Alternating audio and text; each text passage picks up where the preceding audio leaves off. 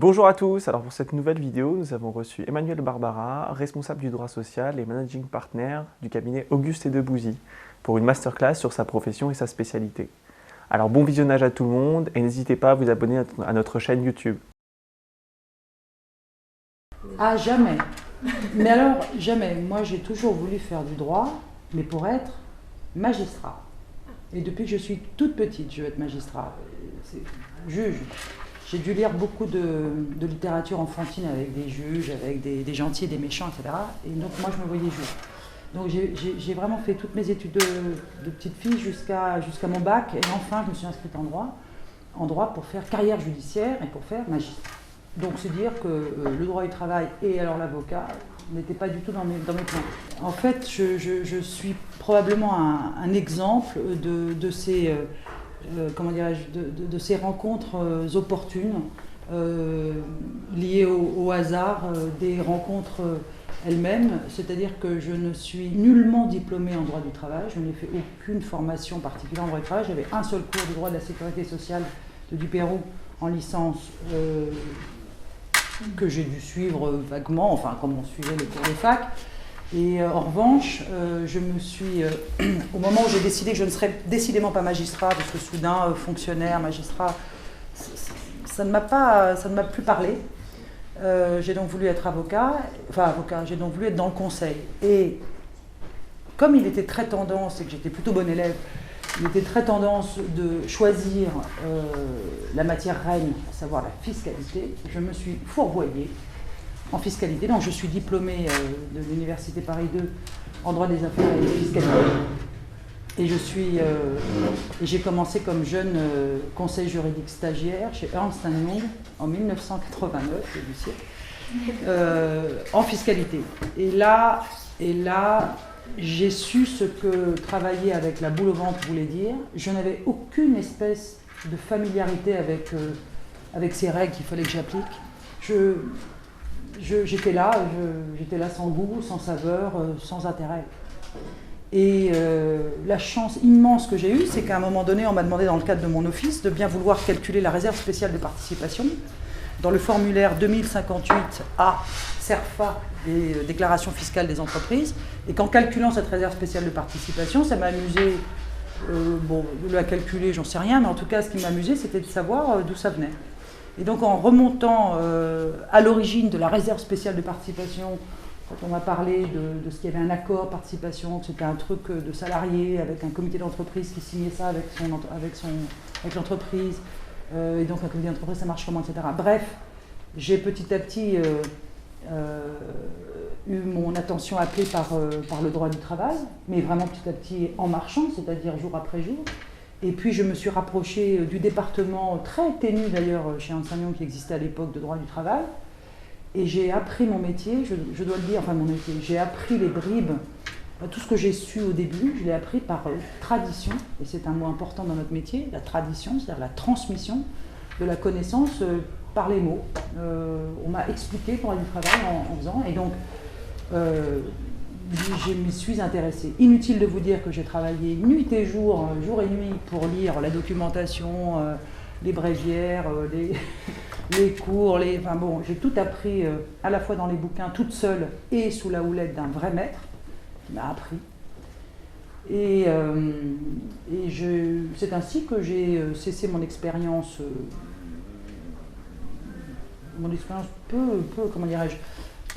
peu réussie, il faut quand même le dire, en droit fiscal. Et donc j'ai quitté le droit fiscal, une espèce de bonheur inextinguible, et ça s'est terminé par mon départ pur et simple du cabinet en question pour rejoindre Paris et un cabinet de droit des affaires, j'allais dire normal, ça s'appelait Salès Vincent Georges, où là j'ai intégré comme collaboratrice en droit du travail. Et donc je me suis mise, j'ai découvert cette vocation, et c'est une vraie vocation, c'est une vocation comme un sacerdoce, et c'est une espèce de passion folle, non pas pour la règle de droit, il ne faut pas exagérer non plus, mais pour tout ce que représente ce droit qui en fait régit les relations humaines au travail, mais qui par capillarité, mais on y reviendra, et par l'évolution de la société régissent finalement notre façon d'être en société.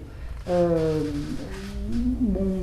ouvert des horizons infinis. Et c'est comme ça que je me suis donc mise à faire que du droit du travail. Et petit 2, j'ai passé l'examen de spécialisation auprès du barreau de Paris parce que j'avais absolument besoin d'établir que je faisais vaguement du droit du travail, vu que ni mes diplômes, ni rien du tout n'attestaient de la chose. Donc j'ai passé l'examen de spécialisation, et donc je suis devenue assez tardivement finalement spécialiste en droit du travail, que je n'ai obtenu. Finalement, c'est mon seul diplôme en droit du travail. C'est la reconnaissance de l'ordre de ma capacité à exercer dans ce domaine. Donc voilà, moi mon parcours il est totalement atypique, mais je suis tombée dedans et voilà. Et ça s'est terminé en 1980, là encore. Il y a 1996, où là, c'est une autre aventure qui commence, c'est une autre rencontre qui se crée, où là on me demande, Auguste et Debouzy, qui sont deux personnes physiques, m'ont demandé de rejoindre ce cabinet en devenir. Ils étaient 6 le jour de l'ouverture, de bien vouloir, si je voulais, tenir le département, à moi seule, de droit du travail. Et non seulement j'ai eu la chance qu'on me donne les clés, les moyens, voilà, et j'allais dire la confiance, mais encore j'ai eu un bol, mais hallucinant, et dans la ville il en faut un petit peu, c'est que c'est tombé pile poil au moment du sponsoring de Madame Aubry sur les 35 heures. Et ça, je veux dire, alors ça, on peut le faire comme on veut, mais ça, c'est une occasion historique rêvée, parce que toute la France n'a fait que des 35 heures, de 1997 à l'an 2002, au total, là, le temps que tout le monde y passe. Et donc du seul collaborateur que j'étais, on est vite devenu 3, 4, 5, etc. Aujourd'hui, enfin c'est pas que les 35 heures, grâce à Dieu, hein, parce que là c'est un cauchemar tridimensionnel, mais ça c'est autre chose. Nous sommes aujourd'hui 35 avocats, dont 8 associés en droit du travail au sein de ce cabinet, qui lui-même fait un peu plus de 140 avocats, et voilà.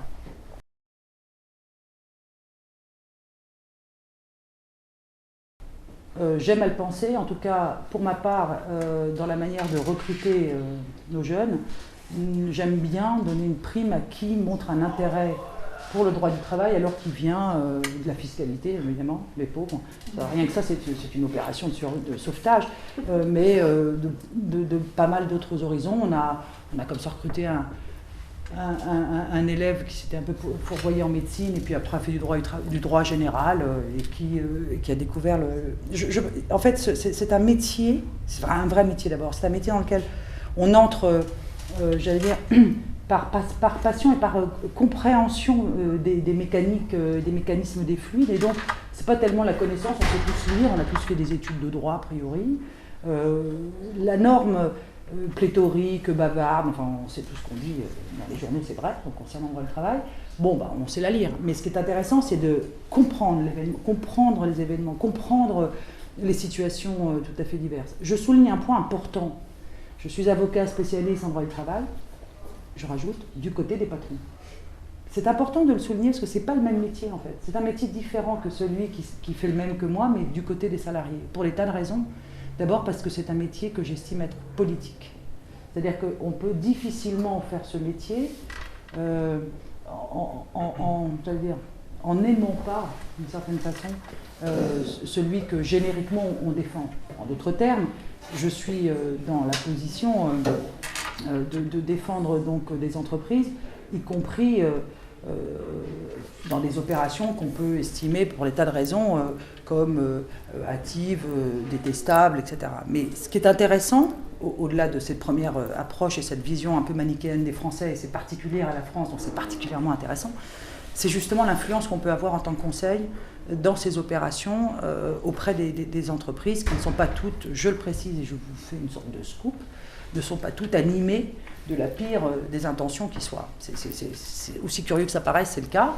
Et donc, mais cela étant, il y a aussi des entreprises qui se comportent mal, de la même manière qu'il y a des salariés de toutes sortes, aimables et moins aimables, convenables ou pas, etc. Donc, et ce qui est formidable, c'est que c'est la nature humaine dont on parle. On parle des êtres humains, de l'irrationalité des rapports humains, on parle de dimensions qui sont extrêmement diverses et qui ne se résument pas à l'application d'une norme bavarde et mal ficelée à une relation donnée. Il y a une compréhension, une intelligence de la relation humaine qu'il faut essayer d'exhiber. Et par goût, Moi, j'aime bien être du côté de celui qui a le pouvoir. Parce que qu'on le veuille ou non, l'entreprise, c'est celui qui a le pouvoir. Il a le pouvoir d'être condamné, hein, mais il a le pouvoir tout court aussi. Donc voilà, c'est une manière de dire que nous ne faisons pas le même métier. Et en outre, après, on découle un certain nombre de conséquences sur plein de sujets. J'espère que vous allez m'interroger là-dessus, sur ce que je fais.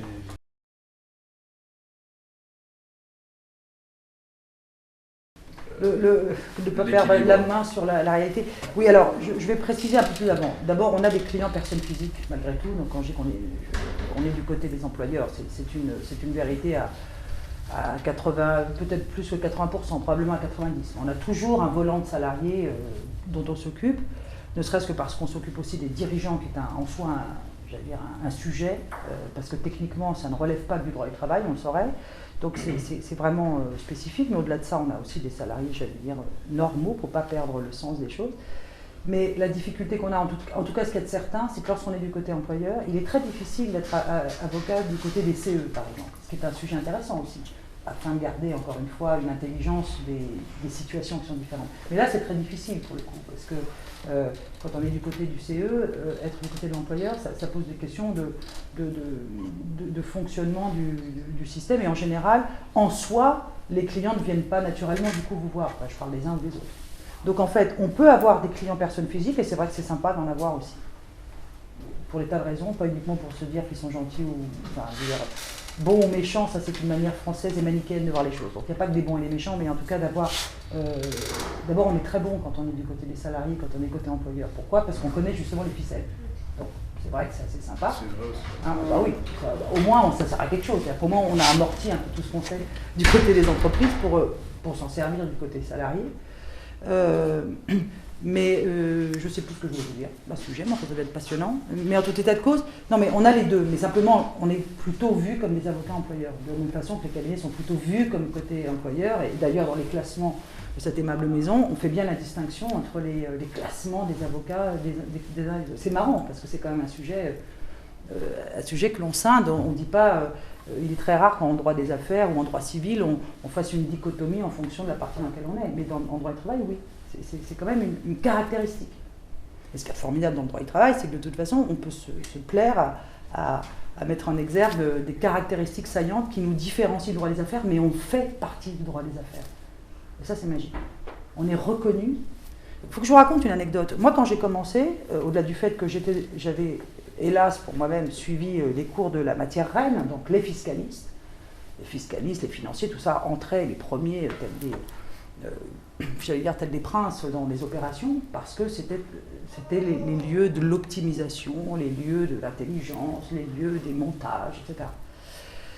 Le droit du travail pendant ce temps-là, à cette époque-là, donc vous n'étiez pas né, c'était vu comme un passage vaguement obligé, et encore quand on y pensait. En d'autres termes, on fusionnait Pepsi et Coca, puis après on allait voir, dis donc, il n'y a pas un truc à dire à des gens, ouais, il y a un comité d'entreprise, ah bon, et bon, c'est trop tard, c'est fait, d'accord.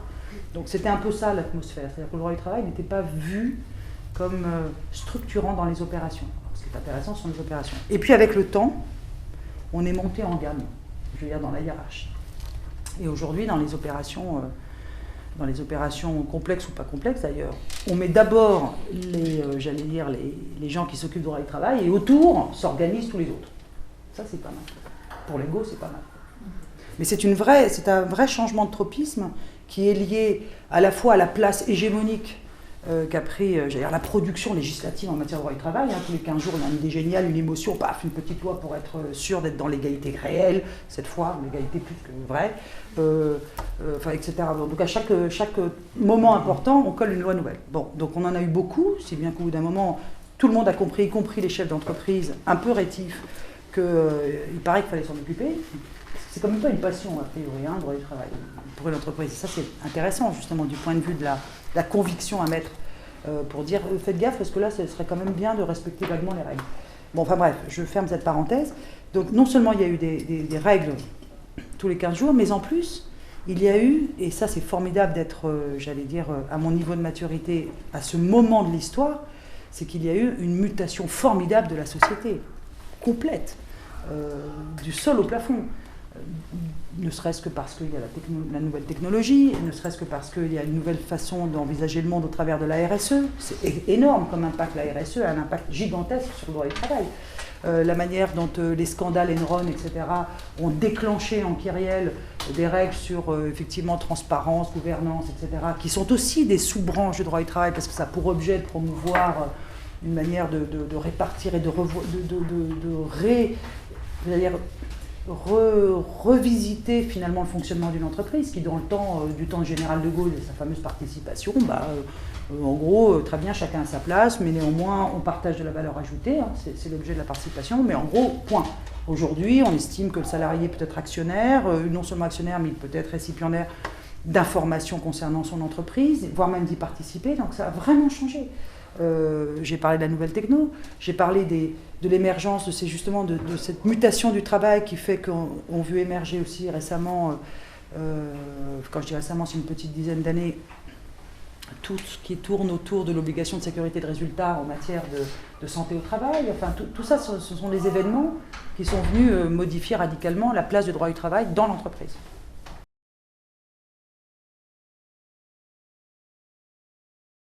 Écoutez, ce qu'il y a de certain, c'est que, dans ma perception, puisque les questions sont individuelles et chacun réagit comme il le souhaite, mais tout ce qui manifeste un intérêt ou une curiosité dans une démarche professionnelle quelconque est bienvenu.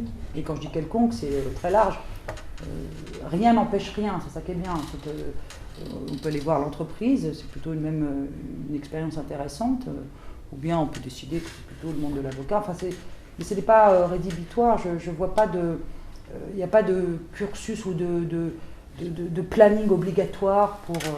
ça dépend de ce qu'on veut faire dans la vie, de quel type d'expérience, si vous voulez être au bout du compte un avocat ou pas. Encore une fois, je dis à mes étudiants, être avocat, c'est pas prescrit par le médecin. Hein. Enfin, je veux dire par là que c'est pas parce que j'ai fait 4 ans, 5 ans de droit que ça y est, il faut être avocat ou rien. C'est pas le même métier que d'être un juriste. C'est un métier différent. Qui emprunte à celui de juriste, c'est entendu, mais c'est pas le même, parce qu'on a, nous, en tant qu'avocats, toujours la frustration de l'absence de prise de décision. On est conseilleur, on n'est pas celui qui agit. Hein.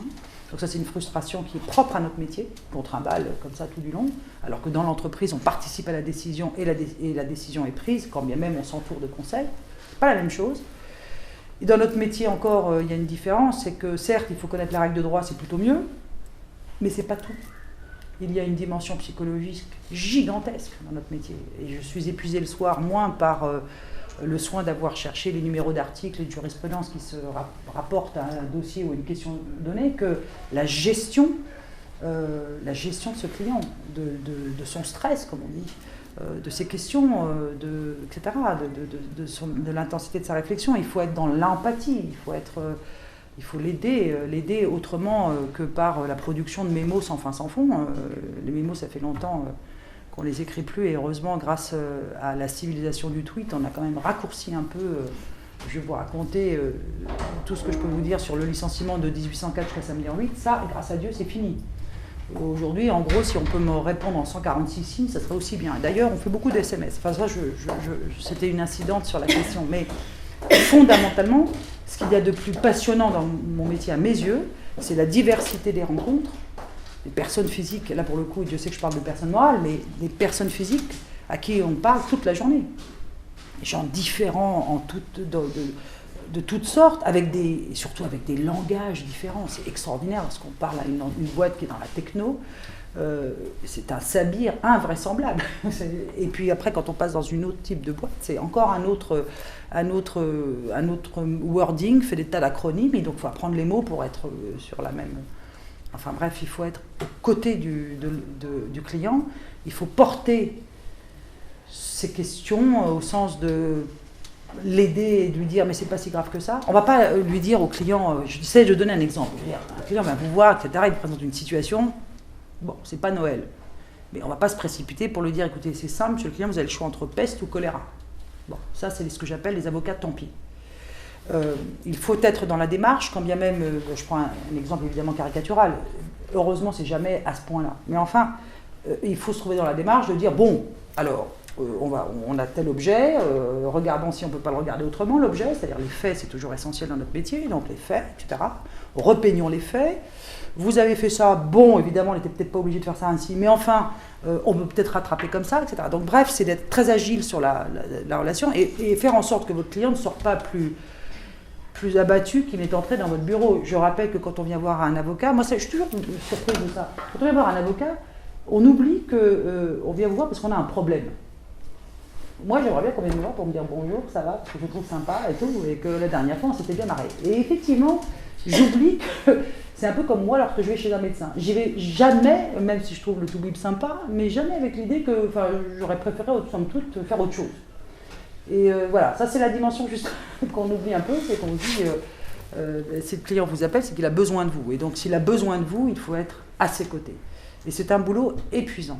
Parce que plus ça va, plus la nouvelle technologie est à la manœuvre, c'est que non seulement il vous appelle, bon, mais maintenant il y a le portable, d'accord, mais il y a le SMS, il y a le SMS, et le SMS est un accélérateur formidable, parce qu'il vous écrit « je vous ai envoyé un mail », je sais bien, je l'ai vu, mais c'est pour vous dire « je vous ai envoyé un mail », sous-entendu, il va falloir voir à me répondre. Oui, mais je l'ai reçu il y a exactement 3 minutes.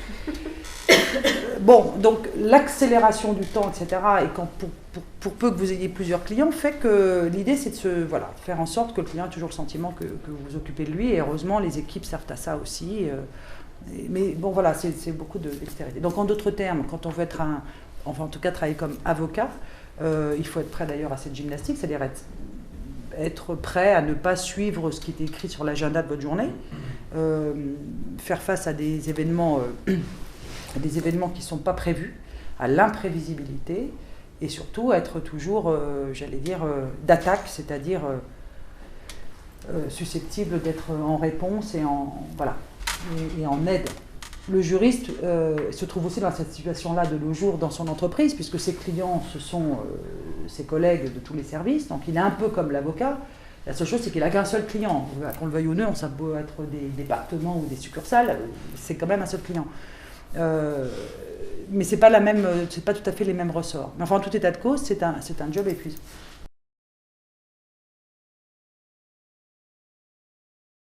Moi, les finances, comme je sors de la fiscalité, je peux vous dire, moi, les milliards d'euros, ça me fait ni chaud ni froid. Je veux dire, c'est pas à concurrence d'un enjeu considérable selon qu'on fusionne Pepsi et Coca que ça me va m'émouvoir plus que davantage que la mise en place, je sais pas, d'un plan d'intéressement dans une entreprise qui sort d'un PSE. Je serais peut-être plus émue, si je puis dire. Mais c'est vrai qu'on est touché dans notre métier, on est touché.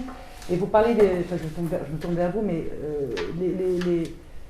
les moments d'empathie dont j'ai des souvenirs les plus importants, c'est effectivement au contact des personnes physiques. C'est-à-dire, je me suis occupée d'un certain nombre de personnes physiques et j'ai vraiment été touchée par leur histoire. C'est une des raisons pour lesquelles aussi, probablement, travailler pour la personne morale permet de mettre un poil plus de distance que si vous êtes tout le temps, toute la journée en train d'écouter une histoire qui vous touche, qui vous émeut. Mais néanmoins, vous êtes avocat et donc il y a la distance d'abord de la personne et puis la distance des règles, et la distance de la stratégie, la distance de... Mais il n'empêche que vous pouvez être touché, et c'est vrai qu'on est davantage touché par ce qui arrive aux individus qu'à ce qui arrive à une entreprise. Mais néanmoins, on peut avoir une affection particulière, soit pour les animateurs de cette entreprise, soit pour cette entreprise elle-même parce qu'elle a un produit que vous aimez bien, et soit à l'inverse, vous n'aimez pas cette entreprise parce que son produit vous dit rien, ou ses animateurs sont pas de votre... Voilà, vous n'entendez pas bien avec eux. Ça arrive aussi. Mais l'idée, c'est d'en avoir le moins possible. C'est de s'entendre le mieux possible avec qui vous parlez. Mais l'empathie est une dimension très importante. Mais de toute façon, si je n'avais pas d'empathie, je n'aurais pas d'enthousiasme. Et si je n'ai pas d'enthousiasme, je ne peux pas être performant. Je ne peux pas trouver la solution s'il n'y a pas un truc qui me donne envie de réussir.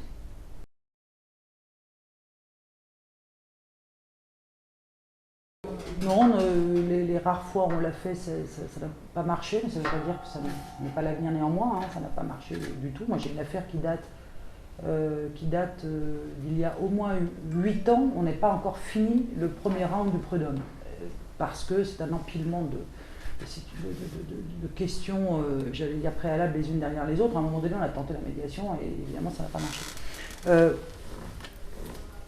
Là on touche un peu à médiation, collaboratif, procès. Enfin, je veux dire, on est en train de parler, là on sort de la sphère du conseil pour aller toucher celle du procès en général, ou de ses formes. Il est clair que, si vous voulez, moi j'ai une théorie là-dessus. Voilà, je vais la dire autrement. J'ai une théorie, donc je vais vous l'exposer, c'est plus simple. Ma théorie est la suivante, c'est que si en amont, je produis, je étant notre législateur, je produis des lois en permanence, de toutes sortes, qui disent faut faire ceci, il faut sauter à pieds joints, donc sur la forme, sur le fond, sur le etc., sur le quantum, sur le délai, et que j'empile donc ces normes, plus j'empile de normes, plus il y a de chances que l'une des deux parties, s'agissant du droit du travail, se soit plantée. Et suivez mon regard, c'est plutôt fait pour ma malheureuse victime de client, parce qu'il y a aussi des entreprises victimes. Enfin, passons.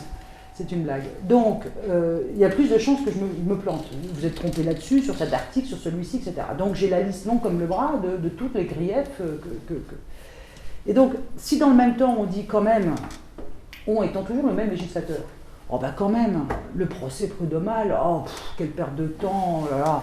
Non, il faut trouver des modes alternatifs de résolution des litiges. C'est ça qu'on dit de manière très chic. Là aussi, avec un mot antif.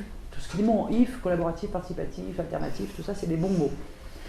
Innovatif n'existe pas, mais c'est dommage, parce que c'était un peu la même idée.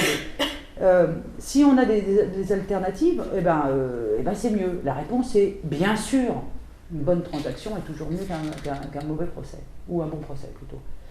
Bien sûr, sauf que, à force d'attiser, j'allais dire, d'attiser le sentiment, le ressenti que moi, salarié, j'ai affaire objectivement, hein, à une liste longue comme le bras de transgressions et de violations cumulées, commises par cet employeur, pourquoi diable irais-je lui faire le cadeau, si je puis dire, d'une ou deux rubriques sur 8, 9 là où finalement le juge, en faisant son boulot tranquille, sans s'énerver, nothing personal, only business, le tic marque les trucs et me donne en face. Vous comprenez ce que je veux dire? C'est-à-dire que si vraiment on veut aller vers la médiation sur le thème, quand il y a un litige, c'est-à-dire que depuis le harcèlement moral supposé et ou réel, en passant par, je sais pas quoi, 3 heures sup ratées ici, là, bon, enfin, un certain nombre de griefs.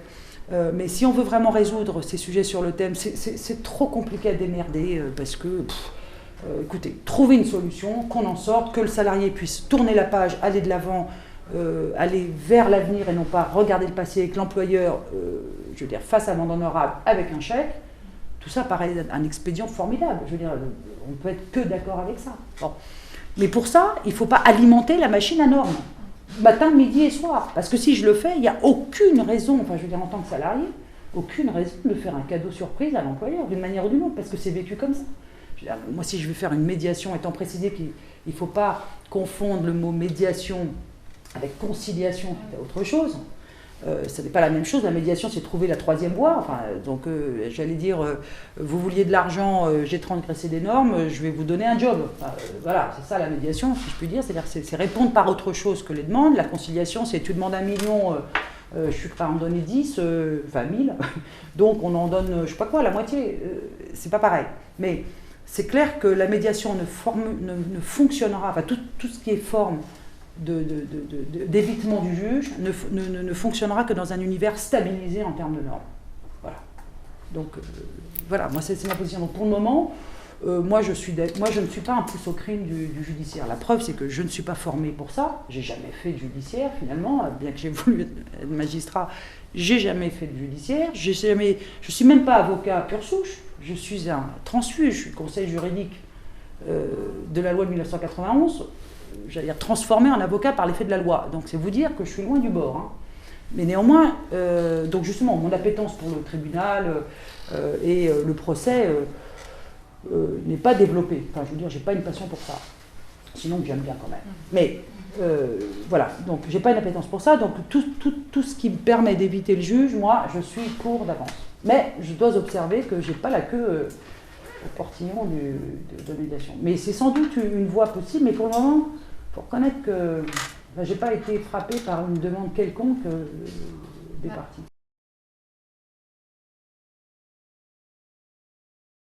Non, non, moi j'ai toujours, enfin je dis à mon client, si on me propose, il faut dire oui, et d'abord c'est en principe astucieux. Alors sauf s'il y a la clé, une question de principe insurmontable qui fait que si jamais j'ai l'air de céder, alors j'ai la queue. Bon, ça c'est autre chose, mais c'est pas tous les matins du monde. Et plus les affaires ont l'air complexes, plus une solution simple, loin du prétoire est intéressante. Ce d'autant que ça fait du bien de temps en temps de ne pas se trouver dans cet environnement judiciarisé, j'allais dire américanisé de fait, votre honneur, il ne manque plus que ça, mais à cause des séries, il y a un impact extrêmement fort qui fait que moi aussi j'ai droit à aller devant le juge. Bon, donc non, il faut transiger, il faut se mettre d'accord, il faut être raisonnable, un peu de raison. Ça fait partie justement, dans mon métier, ce que j'aime tant, c'est d'essayer de redonner de la rationalité dans l'irrationnel. Vous savez, l'hostilité, alors il y a des affaires dans lesquelles il n'y a pas d'hostilité du tout, c'est mécanique, etc. Mais il y a des affaires où il y a de l'hostilité, qu'on le veuille ou non, c'est comme ça. Eh bien, on a un office psychologique auprès de nos clients pour dire est-ce que ça vaut vraiment la peine? Est-ce que vraiment... Vous savez, c'est un peu comme l'éducation, je prends toujours cette image, j'essaye de convaincre mes clients, leurs parents-enfants, je veux dire, les parents-enfants, il y a une relation qui fait que c'est d'abord aux parents de faire un geste. Vous êtes dans cette même position-là, vous êtes l'employeur, celui qui a le pouvoir précisément. Donc faites ce geste. Et enfin, j'aime la stratégie. C'est-à-dire que la stratégie, c'est pas toujours de vouloir aller fleur au fusil, on va gagner. D'accord, on va gagner. Et gagner, c'est aussi parfois ne pas vouloir faire la guerre.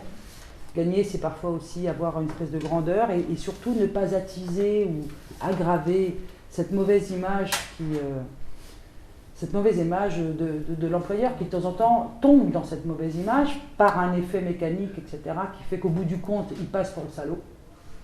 Et ça me déplaît, parce que pour un échec comme ça, c'est 2-3 lois que j'appelle funestes, voilà, déjà, paiement en tarif cash, et par ailleurs, c'est un déficit d'image qu'il est très difficile de rattraper, parce que ça devient autant d'anecdotes pour montrer que tel employeur, elle se comporte mal. Donc on a un office, nous, de faire en sorte que les choses aillent mieux. Alors parfois ça ne va pas mieux, donc on va devant le juge, enfin on fait le boulot, quoi. C'est pas bien.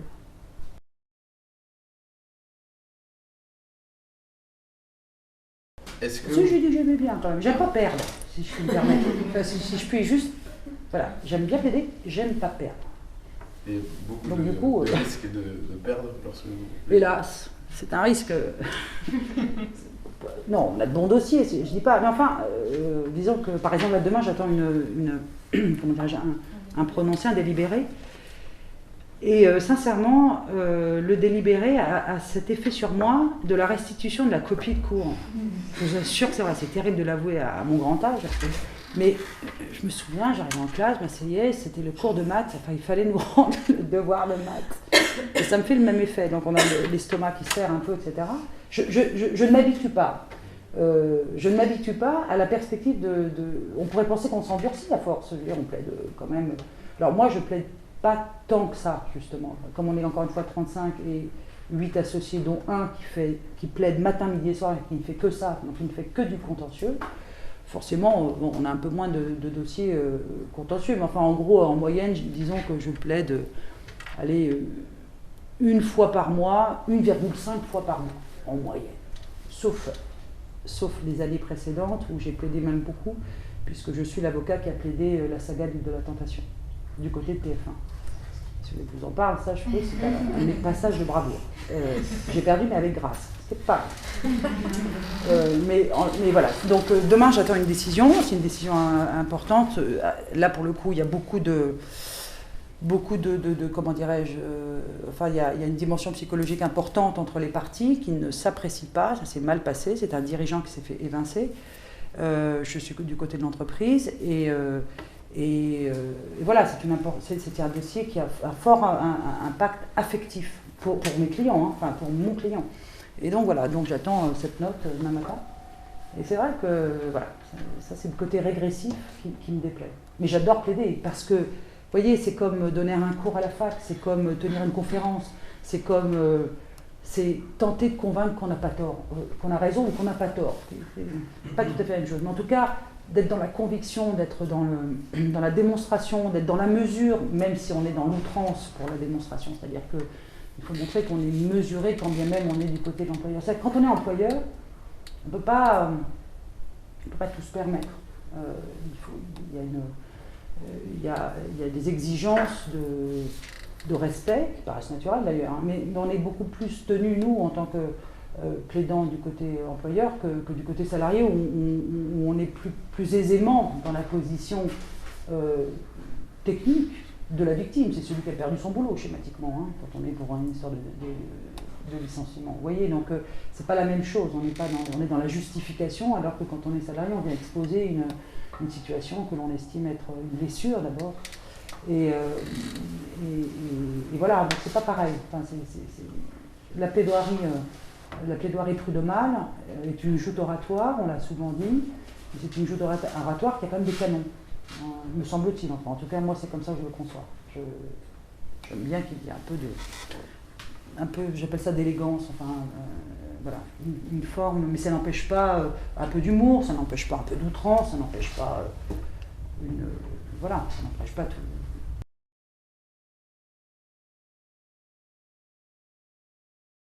Hélas, parce que c'est tout le charme de notre métier. Oui. Ouais. Il n'est pas exclu que, compte tenu à la fois de la lourdeur des audiences, etc., c'est pas qu'il n'est pas exclu, c'est que ça dépend des audiences, ça dépend de la police conduite par le juge, qui, par exemple, assigne des délais. Vous avez 10 minutes chacun. Moi, ça m'est égal. Mais mon dossier, 10 minutes. Et ça retire pas mal de saveur aux envolées lyriques, au logoré, aux effets de manche. Évidemment, en 10 minutes, il était une fois, etc. Bon. Ça restreint la saveur, et vous avez raison, il est probable que plus ça va, plus l'exercice de plaidoirie se limitera à des observations, ce qui retire probablement, même dans notre secteur, toute son âme. J'avais bon espoir quand même que ça ne devienne quand même pas au niveau du TA, parce que les juges... TA, c'est raide, enfin, parce on a des conseillers non juges, non professionnels. Donc je me dis qu'il faudra quand même, j'espère, toujours continuer de leur expliquer le droit, donc je garde espoir. Les malheureux juges, ils en écoutent quand même beaucoup d'histoires. Et tout le monde n'est pas dans le... Enfin, de temps en temps, on se dit, pas facile d'être juge quand même, hein, parce qu'il y a à la fois des plaideurs qui ne sont pas enthousiasmants, et puis parfois il y a des histoires qui ne nécessitent pas justement un certain temps de temps. Vous comprenez ce que je veux dire? Donc forcément, au bout d'un moment... Mais cela dit, certes, il est probable qu'avec la technologie, etc., on se dise des choses de manière tweet, hein, mais d'un autre côté, le procès fait partie de ces moments importants où on a besoin d'aller, comme un exutoire, d'aller porter son affaire, etc. Je suis toujours fascinée quand... c'est vrai du côté des employeurs, un peu moins que du côté des salariés. J'ai un souvenir, une anecdote. Un salarié était venu me voir avec, je sais pas moi, tous ses classeurs, toute sa vie. Bon, toute sa vie, 10 ans de... Et il tournait les pages. Et là, vous avez vu, j'ai dit ça, et vous avez vu, là j'étais bien noté, là il était content, là j'ai eu un bonus, bien, etc. Et il m'a dit, il m'a fait, j'ai dit, bon, voilà. On tourne les pages.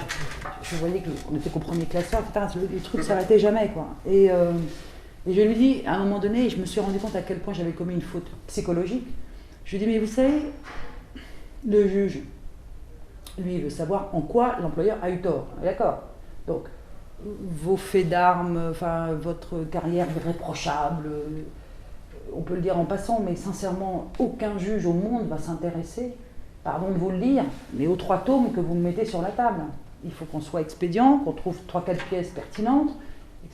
Et là, je lui ai ruiné, mais vraiment ruiné, je l'ai vu se décomposer devant moi, je l'ai vu se décomposer sur le thème « Elle ne me comprend pas ». Et c'est très difficile d'expliquer aux personnes, y compris morales, que c'est pas parce qu'on abreuve ce malheureux tribunal de 4334 pièces que du coup le dossier sera plus pertinent. C'est difficile, hein, et parce que ça, etc. Et puis en plus, eux, c'est leur vie, quoi. Je rappelle que du côté du salarié, ça relève plus du divorce, n'est-ce pas, comme analogie, qu'autre chose. Et le juge, lui, bon, bah, il va regarder, va regarder rapidement. Et c'est difficile de dire il faut être concis, il faut être percutant, il faut être... voilà, alors que vous parlez de la vie des gens. Et c'est malgré tout, et c'est pourtant, j'allais dire plutôt, c'est pourtant ce qui fait l'intérêt de ce métier, c'est de s'intéresser à la vie des gens, même d'une entreprise. C'est la vie de l'entreprise, c'est toujours passionnant. Et surtout de nos jours où les entreprises se réorganisent, trouvent des modes de management différents, ont eu des crises de management, imaginent mettre en exergue la confiance. Enfin, c'est formidable, c'est des trucs, c'est des histoires, c'est des tranches de vie, quoi. Et moi, ça m'intéresse par curiosité. Mais cela dit, pour la phase judiciaire, il faut être plus résumé. Donc voilà ce que l'on peut dire sur la question du procès. Mais je dois admettre que c'est un exercice absolument jubilatoire.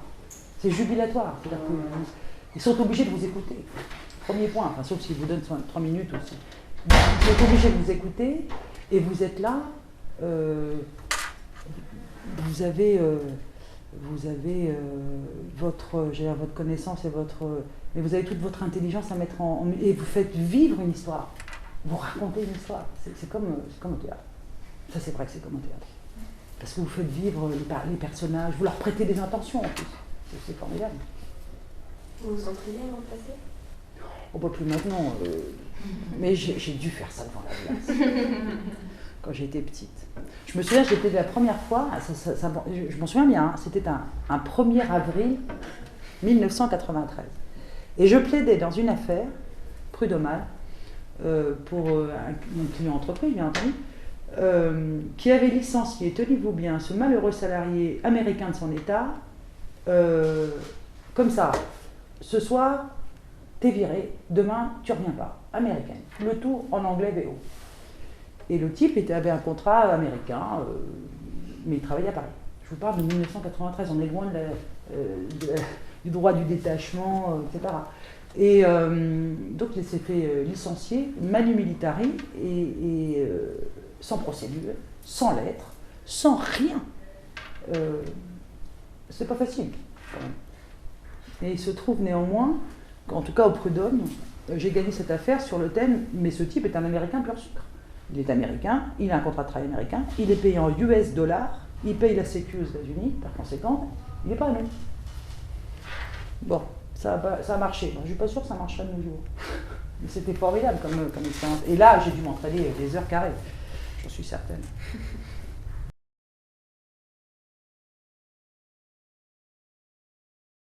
Plusieurs éléments. D'abord, la mention de spécialité de l'Ordre des avocats de Paris, c'est spécialiste en droit du travail, virgule, de la sécurité sociale et de la protection sociale complémentaire. Ça, c'est le petit titre, non comme ça. Donc, ça va avec. En d'autres termes, il n'existe plus la mention droit social, qui voulait dire, on ne savait pas trop, ou droit du travail tout court. Donc, quand vous êtes spécialiste dans le secteur, c'est la totale. Bon, donc déjà, c'est intéressant parce qu'effectivement, ce cousinage est proche entre... Maintenant, on peut être plus ou moins ceci ou cela. Moi, je suis plus travailliste, bien que j'ai beaucoup travaillé en matière de sécu et de protection sociale complémentaire, notamment les retraites chapeau, les problématiques de retraite par capi, article 83.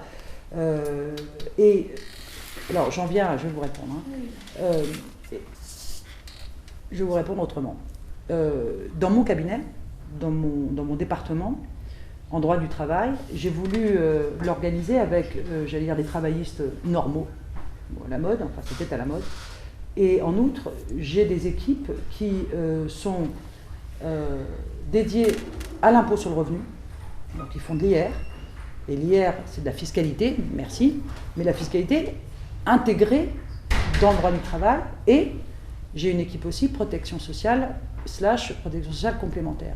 Parce que dans ces équipes-là, tous ces collaborateurs qui ont des dominantes plutôt comme vous ou plutôt fiscales, travaillent dans un univers de droit du travail, de questionnement de droit du travail. Donc, s'ils n'en font pas quotidiennement, ils comprennent parfaitement, ils comprennent plus que ça, ils ont fait des études à cet égard et donc ils connaissent la norme. Mais ce que vous pourriez faire, vous, pour essayer d'être toujours relié au droit du travail, pour montrer que vous l'êtes, mais de valoriser, parce que vous avez une vraie valeur protection sociale, etc., c'est juste vital, c'est-à-dire que c'est l'étape d'après.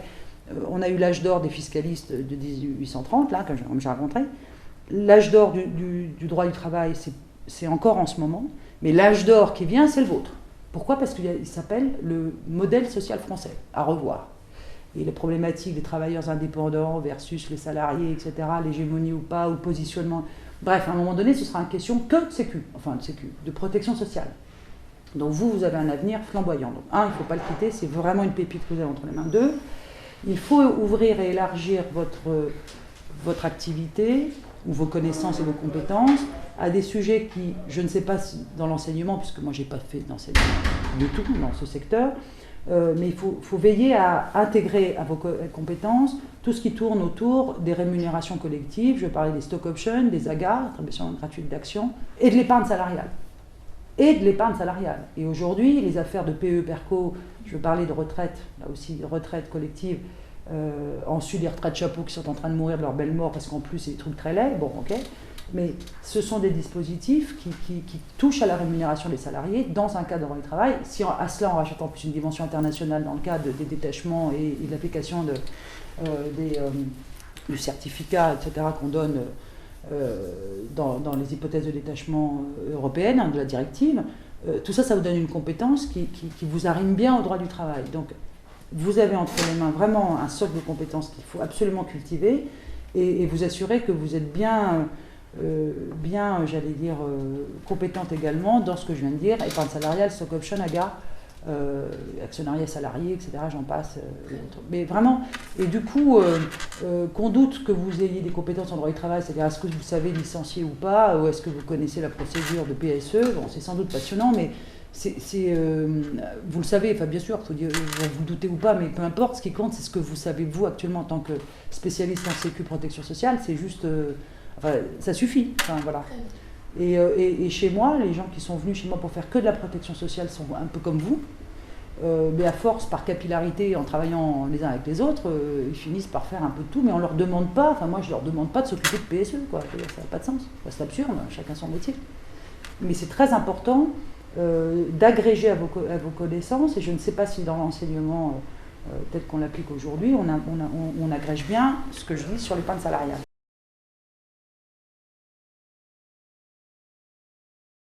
Là, ça dépend des cabinets. C'est très, chaque cabinet, finalement, a ses règles, a ses normes. Nous, on est un cabinet où on compte 30 associés, donc on finit par être gros, et donc forcément, on crée des règles pour atteindre le Graal. Encore une fois, sur les 40 associés, il n'y en a que 8 au social, hein, le reste, c'est autre chose.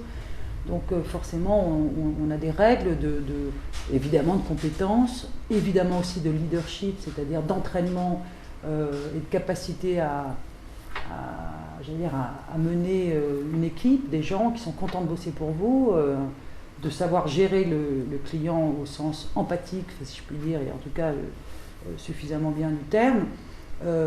Et puis le chiffre d'affaires, c'est la manière dont vous avez pu contribuer au fait de trouver des clients et participer à la croissance de ce cabinet. Mais il n'y a pas de... Enfin, chez nous, en tout cas, c'est un ensemble de paramètres qui ne sont pas évalués scientifiquement. Il n'y a pas de paramètres fixes qui répondent oui ou non et qui vous déclenchent ou pas la position d'associé. C'est une progression qui fait qu'à un moment donné, elle s'impose à vous. C'est-à-dire que c'est naturel de vous reconnaître associé. Et nous, on le fait volontiers. Encore une fois, on n'aurait pas ce cabinet dont je parlais tout à l'heure. Notre cabinet s'est créé en 1995, ils étaient 6, voilà, aujourd'hui on est 140, il y a 40 associés, on l'a créé toute pièce, donc on n'a pas... Enfin, nous, c'est comme ça. Après, les règles sont différentes, il y a des petits cabinets, il y a des gros cabinets, il y a des... Enfin,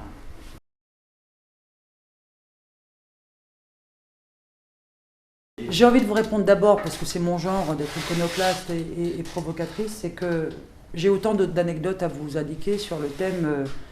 il n'existe plus de démission de nos jours. Le salarié, quand il estime qu'il a autre chose à faire, et qu'en général, il a, heureusement pour lui, un boulot, il va voir son chef pour dire « j'aimerais autant partir par une rupture conventionnelle ».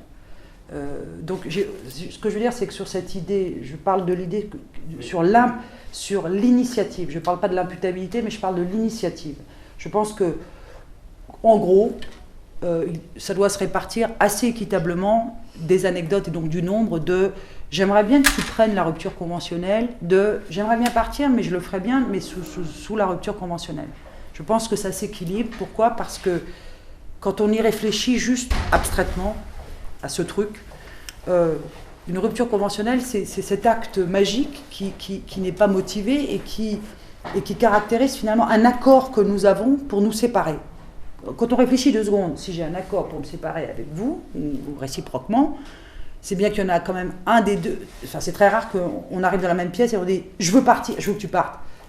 C'est rare. C'est-à-dire, la rencontre de volonté est très très rare qu'elle se passe au même moment. En d'autres termes, ça veut dire qu'il arrive, selon les cas de figure, que soit l'employeur dit c'est une rupture conventionnelle, ça ne dirait pas, et à l'inverse, un salarié le fasse aussi, le cas échéant, pour sortir du bois, si je puis dire. Donc, je ne pense pas que l'initiative de dire le mot magique, que ce soit l'employeur ou le salarié, disent grand-chose sur l'imputabilité qui est un autre débat. L'initiative, c'est une chose, mais l'imputabilité, c'est à qui la faute, si je puis dire, l'imputabilité d'une rupture. Vous me demandez donc mon opinion sur cet OVNI. S'il a été fait pour désengorger les tribunaux, il a été fait sans doute pour faciliter, en tout cas, ce moment pas toujours utile, qui consiste à infliger à autrui une liste longue comme le bras de catastrophes qu'il aurait commises, pour qu'il parte. Je veux dire par là qu'il est probable que la rupture conventionnelle, en partie, réponde aux cas de figure que l'on voyait fleurir dans un nombre considérable de cas où comment dirais-je, il fallait passer par des griefs qu'on s'envoyait par recommandé avec AR, et après on transigeait, et on se mettait d'accord pour dire « je t'aime pas » ou comme si... Enfin, c'était un peu artificiel. Donc déjà, il y a tous ces gens, tous ces départs un peu maquillés, il faut quand même dire les choses, qui n'ont pas besoin, encore une fois, de sortir le bazooka pour se séparer sans... Voilà. Après, il y a eu aussi probablement le souhait, à l'époque, on parle quand même d'une affaire qui a maintenant plus de 7 ans, d'un dispositif qui permet aussi justement d'enterrer la hache de guerre avant qu'elle ne sorte obligatoirement et de s'envoyer des noms d'oiseaux. Parce que le licenciement pour motif perso, puis encore une fois, il ne peut pas s'appliquer pour le motif économique. Oui. On est d'accord que la rupture conventionnelle, même si par extraordinaire, il y a eu des entreprises qui se sont livrées à des ruptures conventionnelles à la place de PSE, ça c'est très laid, ça c'est interdit. Donc bon, ça n'existe pas et en général ils sont rattrapés par la patrouille, ce qui n'est pas très malin d'aller mettre ça en place. Mais passons. Donc c'est bien dans le motif perso, c'est donc bien pour s'éviter les incompétences, négligences blâmables, divergences de vues, etc. C'est pour ces cas de figure-là, en vrai. Bon.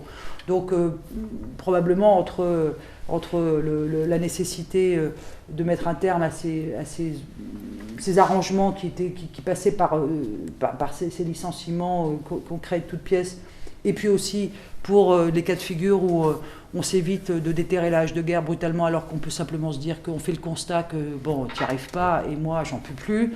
Donc au lieu de se dire des horreurs, une bonne poignée de main, les indemnités égales à celles que je te dois normalement, et la vie continue. C'est assez raisonnable quand on y réfléchit. Maintenant, après, vous êtes en train de... Donc jusque-là, je trouve que le produit est formidable, parce que voilà quelque chose qui est souple et qui permet, dans le fond, de s'éviter, encore une fois, des atermoiements difficiles ou des difficultés. En outre, aussi, ça désengorge les entreprises, les tribunaux, pour répondre à votre première observation. D'un produit intéressant parce qu'il est très atypique dans notre univers, mais ça arrivait, les ruptures amiables, c'était un truc qui existait. Après, pour me dire, mais quand on le dévoie et quand on l'utilise comme une arme atomique en disant c'est simple, c'est soit la rupture conventionnelle, soit c'est la faute grave, soit je le passe par la fenêtre, le troisième élément, j'en sais rien. Là, c'est toujours pareil, c'est l'application dévoyée d'un dispositif. Donc, qu'est-ce que vous voulez que je vous dise ? Il suffit de refuser et puis de passer à la faute grave. Essaye, et on verra bien. Et là, en général, l'employeur, normalement, s'il se livre à ce genre de menaces, voilà, qu'est-ce qu'il va inventer ? Très bien, il invente un truc, mais là, en général, là aussi, le tribunal en embuscade remet les choses à leur place. Mais enfin, c'est toujours pareil, vous savez, Pourquoi j'aime le droit du travail? Parce qu'à toute règle qui peut paraître un tant soit peu rationnelle et paisible en soi, c'est pas... il y a dans l'usage qu'en font les humains le risque de dérapage, de dévoiement, d'excès, d'outrance, d'injustice, de méchanceté, enfin, tout ce qui fait l'être humain. Et donc il n'existe pas, et ça c'est un peu notre croyance folle, nous avons une espèce de croyance collective en France, particulièrement ici, où le droit du travail devrait être le seul droit, un droit idéal, c'est-à-dire un droit pur et parfait. En droit pénal, il est interdit d'assassiner, sinon ça fait 20 ans, ou je perpète, enfin je veux dire, il y a un tarif. On ne vous dit pas d'assassiner, ça veut dire de faire un truc très très lève avec l'opprobre moral qui va avec. Je veux dire, c'est très simple, hein, assassinat c'est temps. Voilà. Donc après vous voyez. En droit du travail, c'est plus que ça. C'est qu'on voudrait que la règle de droit que l'on examine, elle soit insusceptible d'être transgressée. Vous voyez, qu'elle soit insusceptible. Ce n'est pas une norme en droit du travail, c'est un absolu. Et donc forcément la rupture conventionnelle ou le PSE, tout ce qu'on veut, n'importe quel sujet de droit du travail est susceptible d'être vu comme un produit que, voyez bien, l'employeur il fait ça, et tel autre il fait ça. Enfin, on a ce côté, l'anecdote prend le pas sur le principe. Alors que finalement, dans tous les autres secteurs du droit, eh bien, on a une norme, et puis de deux choses l'une, on s'y conforme ou on ne s'y conforme pas. Il y a un tarif. En droit du travail, c'est non. C'est le fait même d'y penser, c'est le fait même de twister, c'est le fait même de dévoyer qui est d'une gravité inextinguible parce qu'elle est moralement répréhensible.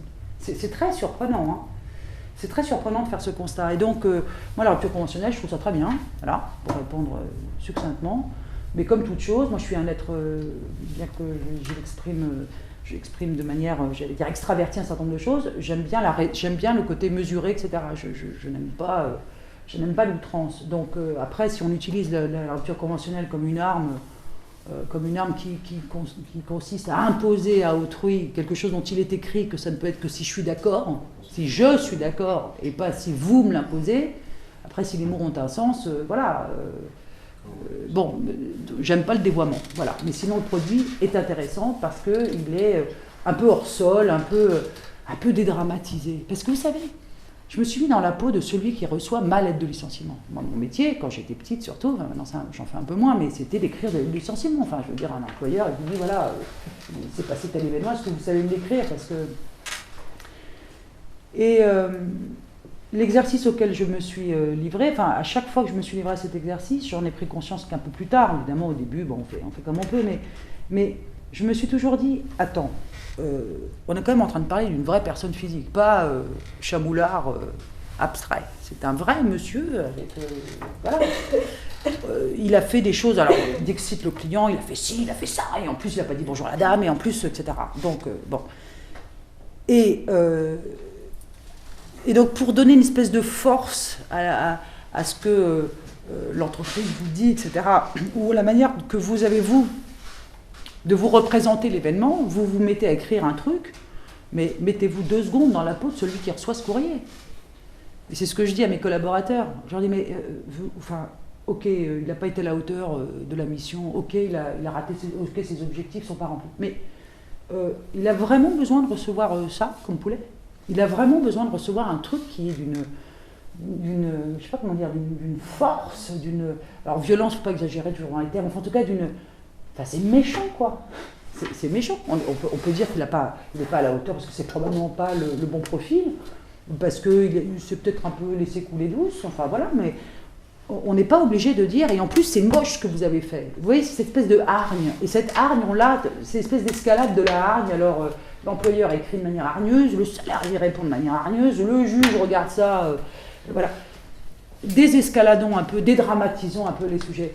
Le vrai problème, et je pense que mon métier ne consiste pas uniquement à appliquer la règle, c'est simplement de regarder notre vrai problème en France, c'est qu'on a besoin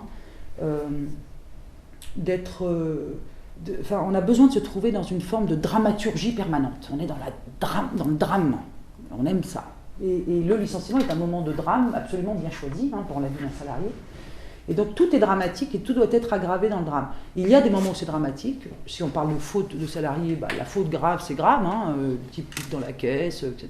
Bon, ok, mais enfin même quand il pique dans la caisse, encore une fois, il ne va pas prendre 20 ans non plus. Donc on n'est pas obligé d'y aller. Mais donc pour tous les autres cas de figure, et Dieu sait qu'ils sont nombreux, quand un salarié n'est pas tout à fait adéquat, etc., on n'est pas obligé de...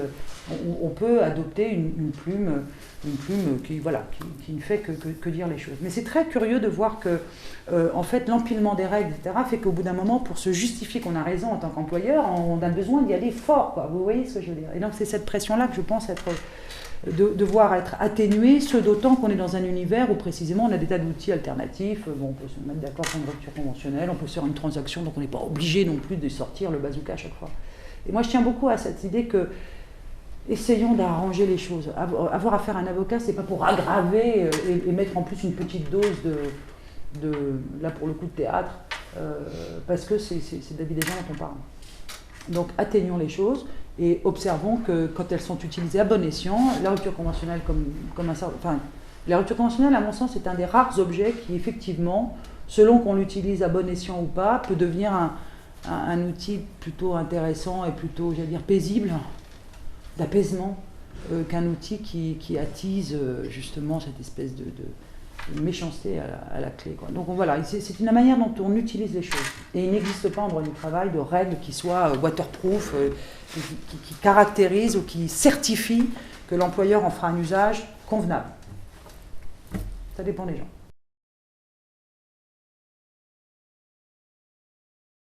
Aucune. Ouais. Après, chacun fait comme il peut. Moi, je suis pétrifiée qu'un client qui me connaît, qui a besoin de moi, je le laisse dans le noir. Ça, je ne supporte pas, même si, franchement, il y a des jours, il y a des moments, voilà, j'ai aussi des enfants, j'ai aussi une chose à faire, mais ça, je ne peux pas. Vous savez, c'est un métier, j'ai dit que c'était un sacerdoce, c'est vrai. C'est-à-dire que, voilà, de temps en temps, mais je ne peux pas, c'est plus fort que moi, et puis en plus, ça me taraude. Quand même, à cette heure-là, oui, mais comme je l'ai vu, maintenant que je l'ai vu, ça m'a fusillé. Voilà, donc, et en général, disons que sauf à devoir pondre un acte de fusion la nuit, a priori, on peut répondre en général, si c'est texto, on doit pouvoir s'en sortir. Moi, je veux pas mettre de distance, parce que c'est comme ça que je fais mon boulot, et si je le fais autrement, je m'étiolerai, je pense. La distance, pour moi, ça veut dire l'indifférence. Mais pardon, mais là, c'est totalement personnel, et je ne suis pas la vérité révélée. Mais c'est ma manière à moi de prendre les choses frontalement parce que j'aime ça et parce que si le client, qui sont quand même des gens bien élevés globalement, vous ennuie à ce moment-là, c'est qu'il doit avoir un truc qui le... Et vous savez, notre métier, il est vraiment dur, quoi. Enfin, c'est pas facile de gérer, de prendre sur les épaules des interrogations, des incompréhensions, des injustices, des colères.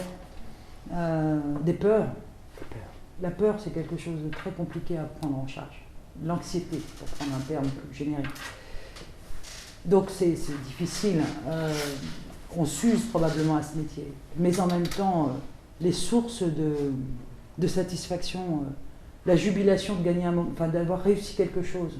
Je l'avais dit, le chemin était étroit, on l'a fait, on a réussi. Ça, c'est de la jubilation. Et puis surtout, vous êtes... moi, c'est ça que je recherche. Après, chacun sait ou essaye de définir ce qu'il recherche. Mais moi, ce que je recherche, c'est une forme de sentiment d'avoir contribué à votre manière, à ma manière. Je ne suis pas médecin, je suis plutôt avocat, donc voilà, à une amélioration d'une situation, de sorte qu'on vous dise merci. Et vous ne pouvez pas savoir l'effet que ça me fait encore, qu'on me dise merci. Vous savez, vous m'avez vraiment aidé. C'est ce petit côté, de toute façon, quand on est avocat, on a quand même un espèce de tempérament et d'ego qui va avec, mais quand vous dites merci, parce que vous y avez passé du temps, parce qu'on reconnaît que vous vous êtes investi, la fameuse implication, vous êtes exposé, c'est immense, quoi. C'est formidable d'aider quelqu'un qui a besoin de vous.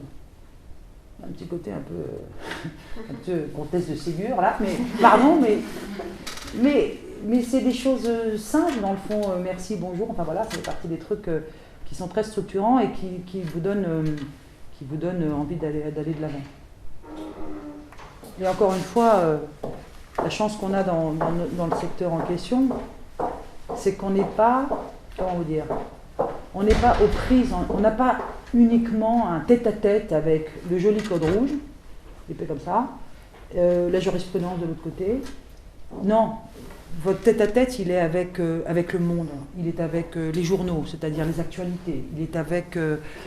jamais j'avais pensé que je me serais intéressée à la sphère médicale, les burn-out et autres sujets de risques psychosociaux. Jamais j'ai pensé que je m'intéresserais à la sociologie, jamais j'ai pensé que je regarderais les bouquins des économistes pour essayer de comprendre ces évolutions, ces plaques tectoniques du monde.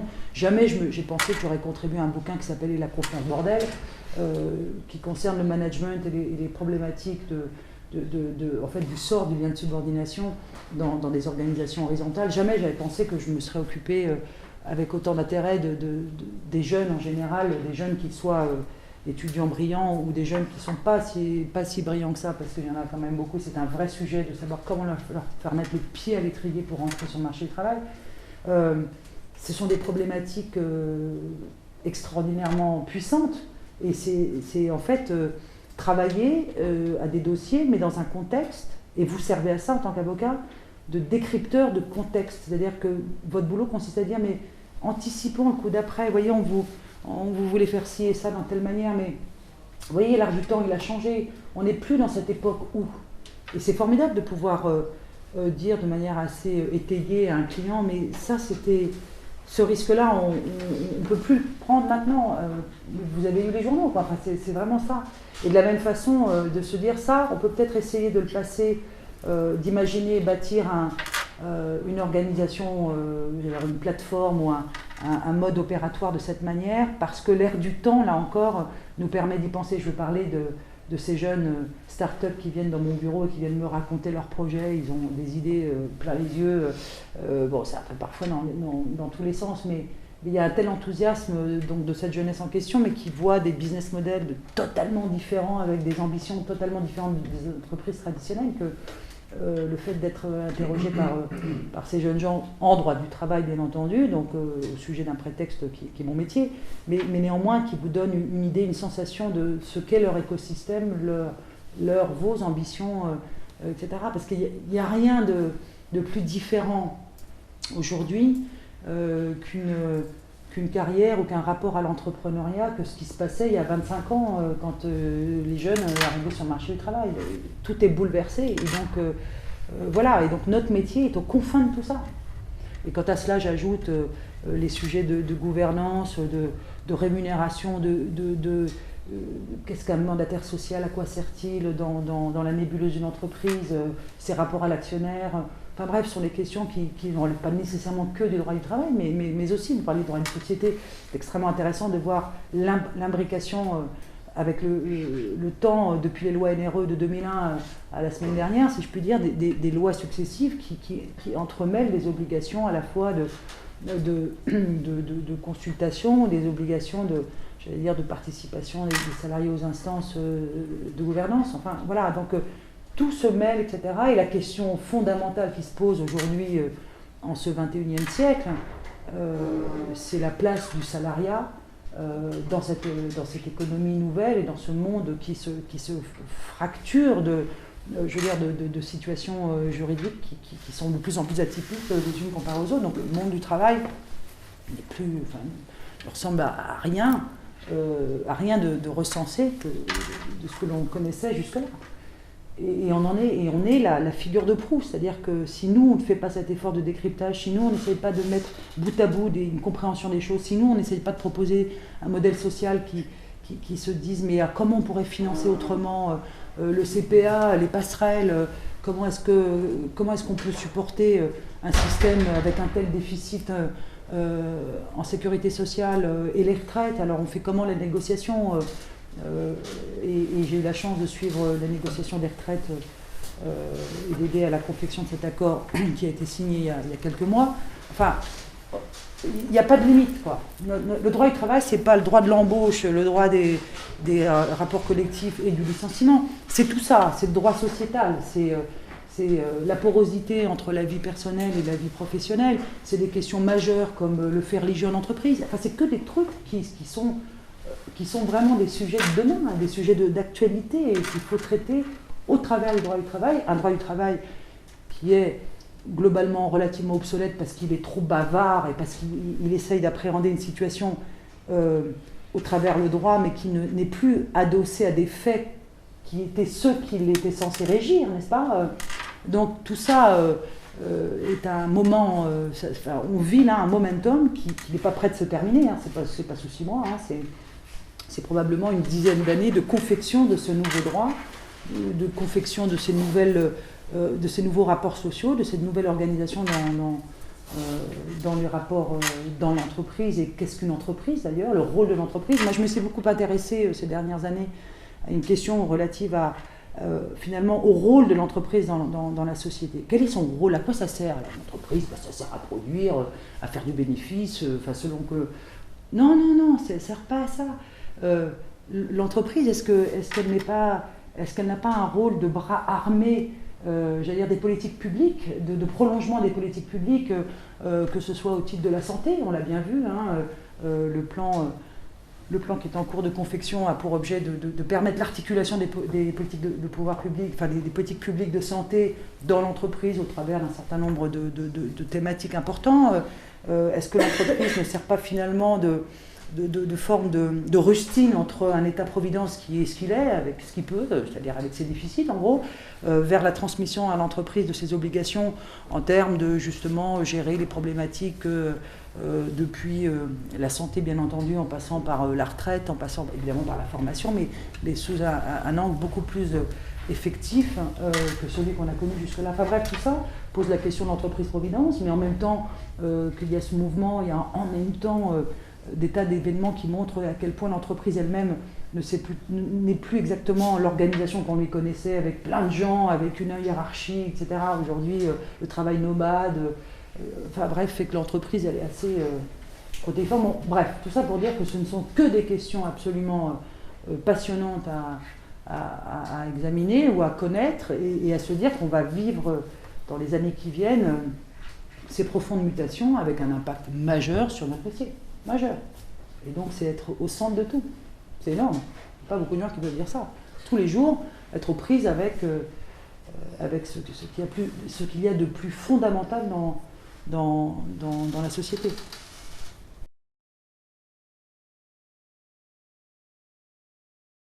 Le leadership est extraordinairement intéressant parce que, vous voyez, ça ne se traduit pas en français. Quel est le petit nom? Qu'est-ce que ça veut dire, leadership en français?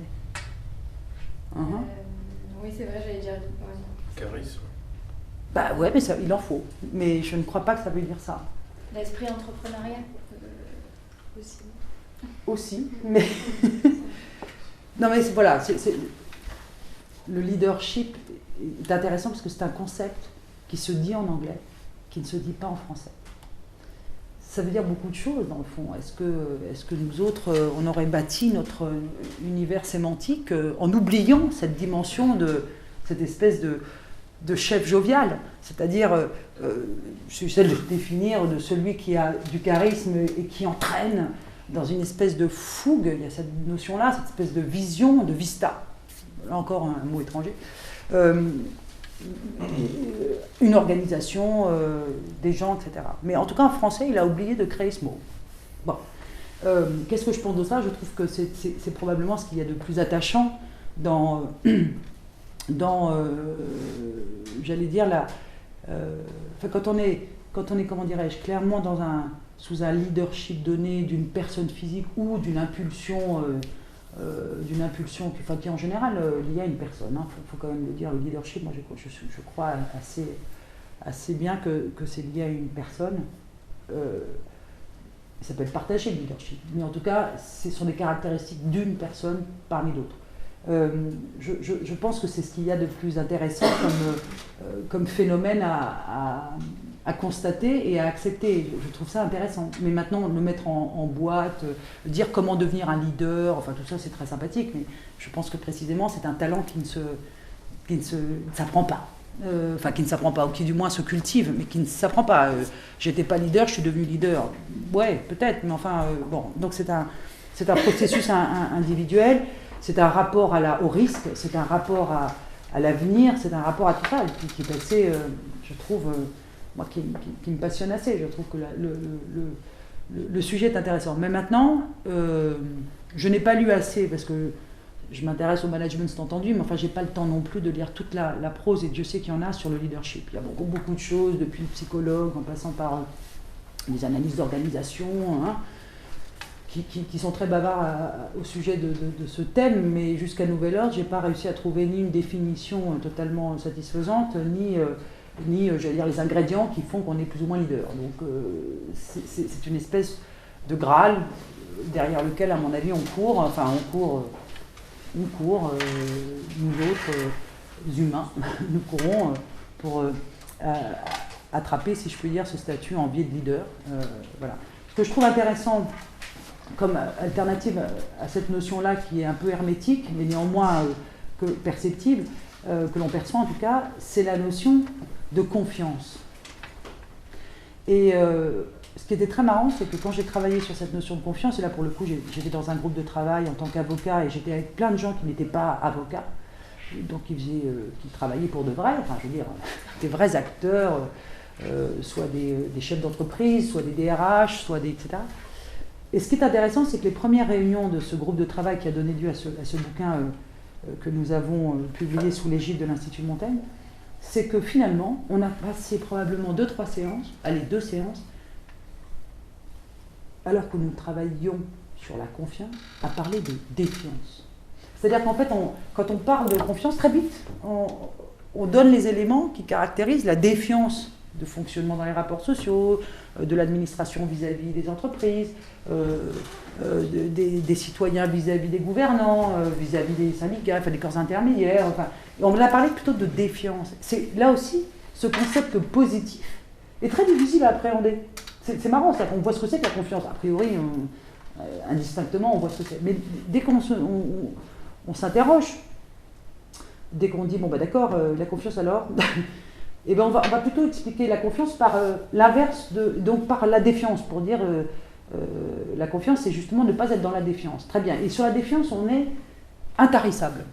Et pourquoi ? Parce que notre système entretient cette défiance, en fait. Notre système juridique, notre système en soi, notre système de rapports sociaux, finalement, favorise la défiance plutôt que la confiance. Et quand du coup les gouvernants, les politiques ou les chefs d'entreprise viennent sur une tribune et dire voilà, nous allons créer dans la confiance, etc., en général, l'auditoire est plutôt dans le sarcasme. La confiance. Dans notre entreprise, la confiance, bah, tu parles. Ah bah, on voit qu'il n'est pas dans le service. Bon, et c'est drôle parce que ce mot confiance, en fait, qui est vraiment un mot ultra précieux, enfin, je veux dire, qui est vraiment la clé de tout, eh bien, en fait, ne suscite, quand on l'applique péremptoirement en disant nous travaillons dans la confiance, etc., il n'y a rien à faire. C'est le sarcasme qui en résulte. Et donc, travailler sur la confiance, c'est vraiment un sujet intéressant pour essayer de sortir finalement, et là je m'éloigne très très très très loin de la règle de droit, parce que moi j'estime que c'est même un oxymore, enfin je veux dire plus que ça, c'est un paradoxe. La règle de droit ne favorise pas la confiance. La règle de droit, en ce qu'elle donne des normes tatillonnes, vétilleuses, etc., ne favorise pas la confiance, puisqu'elle donne envie plutôt de regarder si j'applique la règle de droit. Donc il y a un rapport complexe entre la confiance et la règle de droit. Mais donc, quand on est dans un rapport de confiance, on est très vite sur des questions, j'allais dire, des questions fondamentales de qui donne la confiance à qui est le premier, comment on se trahit, comment on ne se trahit pas, etc. Et donc, c'est un autre univers, et pourtant, vous l'observerez, on étant un on générique, on adore parler de la confiance. Alors qu'on n'a jamais eu si peu de confiance finalement quand on regarde le fonctionnement quotidien des institutions, enfin du fonctionnement des acteurs les uns vis-à-vis des autres. Et ça c'est intéressant. Parce que par exemple, le dialogue social, il faudra un peu de confiance, on est d'accord. Ça paraît le minimum de base, le kit de survie, même si j'ai plein de règles qui disent là t'as le droit, là t'as pas le droit, etc. Il faut quand même que j'ai un peu confiance pour réciproquement, hein, pour pouvoir conclure un accord. C'est la base. D'ailleurs, il n'y a pas d'accord, de contrat sans confiance. Mais on n'en parle jamais. Enfin, c'est pas... Voilà, donc ça fait partie de ces notions comme ça, qui viennent, j'allais dire, agrémenter la réflexion d'un avocat au travail, du travail. Enfin voilà, on peut tourner des termes comme on veut, mais il faut essayer toujours de nourrir sa réflexion d'autre chose que de l'application du code. Parce que ça assèche.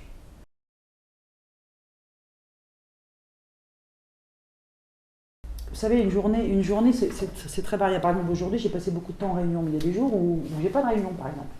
Donc je peux utilement, ça peut tomber utilement à un moment où je donne un cours. Hein. Et puis même si j'ai des réunions et que j'ai un cours qui est, j'allais dire, prévu, eh ben, je vais en cours. C'est comme ça. On fait la queue, on attend. Je ne suis pas là.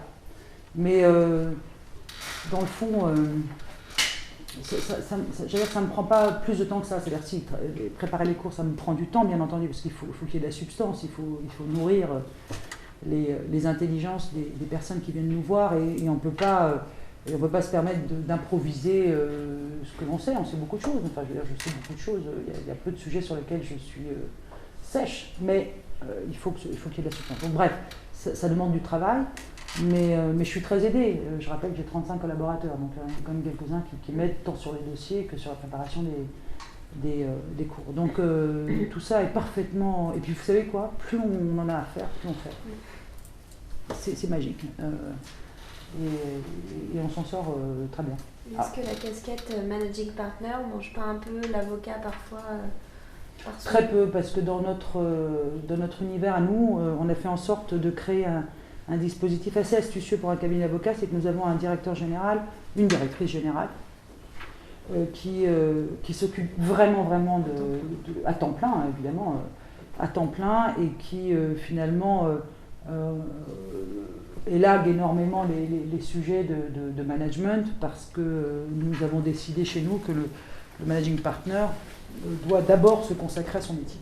Donc le managing partner, c'est une activité, certes, qui prend du temps, mais qui ne prend pas, qui en aucun cas ne saurait prévaloir sur mes fonctions professionnelles. En aucun cas. Enfin, c'est comme ça que nous voyons. Il y a des cabinets dans lesquels on est managing partner, on ne fait que ça. Nous, non. On a décidé que c'était un job qui ne devait pas empêcher. Donc il y a des moments où je m'occupe plus du cabinet que du reste, mais... Et la DG est avocat aussi? Non, justement. Elle n'est pas avocate. C'est très important. Mais elle connaît bien notre business model. C'est important parce que c'est pas une entreprise totalement comme les autres, comme les avocats. Mais elle n'est pas avocat, et donc elle exerce son métier pleinement, de direction générale. Qui est assez novateur aussi, puisque... Oui, c'était assez innovant à l'époque quand on a pensé à ce dispositif-là, parce qu'on s'était dit comment faire en sorte que les avocats ne soient pas rongés par les dimensions administratives, gestion, etc. Et surtout gestion de 1000 choses, parce que quand vous avez, si on a 140 avocats, il y a 200 personnes, parce qu'il y a du personnel, donc c'est un boulot à plein temps, quoi. Et ça, c'est pas possible. Enfin, nous, on a décidé que non.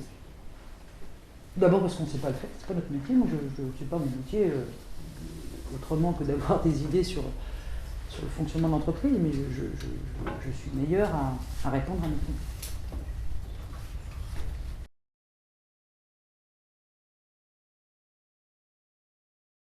En fait, c'est la 3e année qu'on fait ce concours. C'est la 3e, j'allais dire, promotion. Donc les premières promotions, s'agissant de ces startups-là, moi, à titre personnel, je n'ai pas travaillé avec elles, moi. Mais mes équipes ont travaillé avec elles, puisqu'en fait, l'idée de ces promotions de start-up, c'est qu'on leur donne des conseils en droit des affaires, donc tous les secteurs du droit, contrat, société, social, fiscal, etc., pendant un an, pour un prix très modeste par mois. Et donc on noue des liens, etc. Enfin, ils nouent des liens, parce que ça, je ne m'en suis pas occupée, mais c'est vrai que depuis, quand ils ont fini leur année, si je puis dire, il m'a été donné d'en rencontrer à l'occasion ces startups-là. Mais du coup, grâce à cette initiative que nous avons prise donc il y a 3 ans, il est clair que des startups qui ne font pas partie du programme viennent nous voir. Et là, pour un certain nombre, je les reçois. Et je les reçois autant pour leur donner des infos, c'est mon métier, mais aussi par curiosité qu'ils me racontent ce qu'ils font, etc. et comment ils voient les choses. Parce que là, c'est absolument, enfin je l'ai dit tout à l'heure, mais c'est absolument passionnant de voir éclore des idées auxquelles, une fois qu'on vous les a exposées, c'est une évidence, mais il fallait y penser, quoi, et c'est formidable. Et donc les startups, on en a comme ça, enfin, je m'en occupe de 2 ou 3 dans des secteurs qui sont assez repérés par la patrouille, si je puis dire, enfin qui sont assez connus, enfin je ne parle pas d'elles-mêmes, mais en tout cas du secteur. Et c'est très intéressant de voir dans quelle mesure, précisément, une nouvelle organisation du travail émerge de ces réflexions et de ces caractéristiques qui sont souvent très différentes des entreprises qui ne sont pas, en gros, technologiques, quoi. Et voir leur filiation dans la réflexion, voir comment ils ont bâti leur projet, leur business model, etc. est pour moi une source absolument majeure d'apprentissage. Apprentissage de comment voir le monde, comment évoluer, enfin voir comment les jeunes surtout. Parce que ce qui est intéressant, c'est les jeunes. On en parle toujours d'une manière un peu misérabiliste, pardon, des jeunes. Et les jeunes, c'est formidable. Et en plus, ils prennent des initiatives qu'on ne prenait pas dans les années... Enfin, moi, quand j'étais jeune, on ne les prenait pas parce que c'était pas tendance. On avait l'idée d'aller créer une boîte... tout ce que ça impliquait, bon bref, on n'était pas obligé. Donc là, de voir qu'ils s'y lancent, etc., avec tant de passion, ça me touche. Je trouve ça formidable. Et ça fait plaisir. Et on a vraiment envie de les aider parce qu'il faut qu'ils réussissent. Il faut qu'ils réussissent.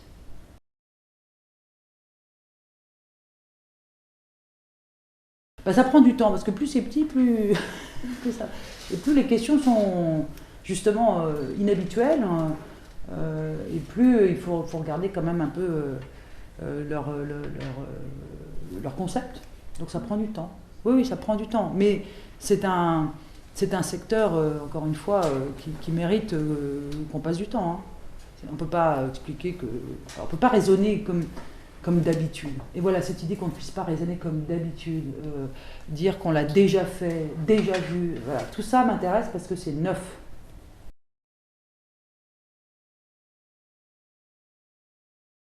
Le mot audace, ça nous est venu à l'esprit il y a très très longtemps, enfin il y a très longtemps, on a 20 ans, hein, enfin il y a très longtemps dans ces 20 ans-là. De toute façon, on s'est dit dans le fond, on est assez audacieux quand même, parce qu'on était quand même enfin, un petit cabinet, quoi, c'est le mot qu'on puisse dire. Et puis on est passé par toutes les étapes et il faut un peu d'audace pour le faire. Il faut un peu d'audace pour travailler pour des clients qui nous ont fait confiance, la fameuse confiance unilatérale, etc. Ils nous ont fait confiance, lors même qu'on n'était pas les fameux cabinets dont le nom est recensé depuis longtemps. Donc il fallait leur dire qu'on était capable, qu'ils seraient contents, qu'on serait disponible, que je sais pas quoi. Enfin, on a été audacieux, au sens propre du terme. Et du coup, on s'est dit, bah, tiens, le droit et l'audace, c'est pas mal. Parce qu'en fait, l'audace, il y a plusieurs choses. Il y a l'audace simplement de présenter ses services, de dire, proposer ses services, de dire, nous, on fait aussi bien qu'un autre.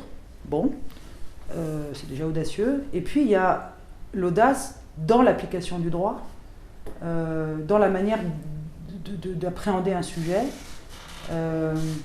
C'est d'essayer de trouver l'angle, quoi.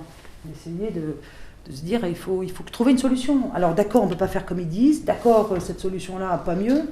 Mais trouvons-en une. C'est pas possible qu'elle n'existe pas. Et donc, ça, c'est cet acharnement qu'on considère être nécessaire dans l'intérêt de nos clients.